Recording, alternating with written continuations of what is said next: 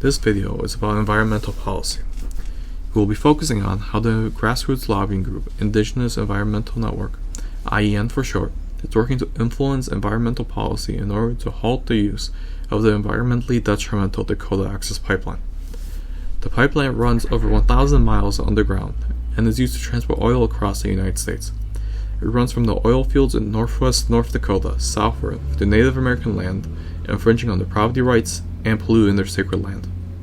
Despite the statement perpetuated by the pipeline's manufacturers that it is the safest and most environmentally sensitive way to transport crude oil, many people and groups remain unconvinced by these assurances, leading them to fight against the pipeline. This group advocates on behalf of the Indigenous community in an effort that encompasses a myriad of tribes, but is spearheaded by the Standing Rock Sioux tribe in North Dakota, a tribe that would be directly and severely affected by the Dakota Access Pipeline. The fight began in the 1990s when the pipeline was planned to be built right through the tribe's sacred ancestral land. At the time, the Indigenous Environmental Network began working to stop its construction. The IN was concerned that if the pipeline were to leak, particularly near a water source, it would result in adverse effects on both the people and the environment.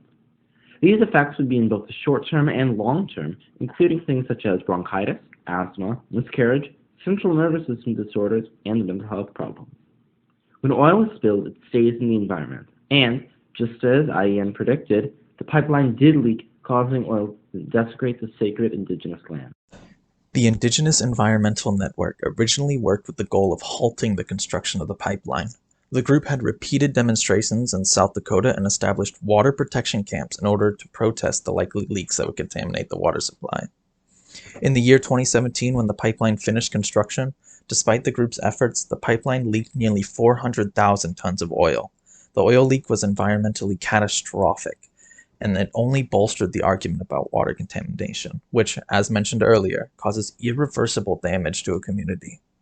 During the Trump administration, progress on the Dakota Access Pipeline continued until it became fully operational, despite fierce opposition from Native American and environmentalist groups, most of which was spearheaded by the Indigenous Environmental Network. Many hoped that the Biden administration would help to combat the progress of this pipeline, which continues to pollute and destroy Indigenous lands since its construction. However, the Biden administration has expressly permitted the use of the pipeline, which continues to desecrate Indigenous communities today. However, the Indigenous Environmental Network did celebrate a win in 2020 with a court ruling that portions of the Dakota Access Pipeline needed to be subjugated to further environmental review.